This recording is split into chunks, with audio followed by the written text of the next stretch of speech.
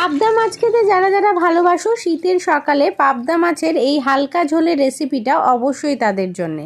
পাবদা মাছ সর্ষের তেলে হালকা করে ভেজে নিলাম। এরপর ওই তেলের মধ্যেই ডুমো করে ভাপিয়ে রাখা কাটা ফুলকপি দিয়ে দিলাম। কিছুক্ষণ ভাজার পর অ্যাড করলাম বেগুন, সেটাও ডুমো করে কাটা। ভালো করে ভেজে তার মধ্যে দিয়ে দিলাম অল্প জল।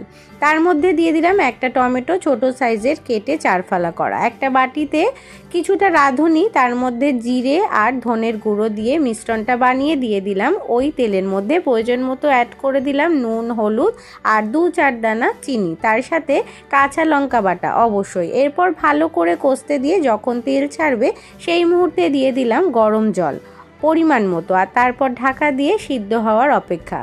প্রায় রেডি হয়ে গেছে। এরপর এর মধ্যে অ্যাড করে দিলাম মাছগুলো আর ওপর থেকে ছড়িয়ে দিলাম তরতাজা শীতের ধনেপাতা। রেডি হয়ে গেল পাবদা মাছের একদম হালকা পাতলা ঝোল।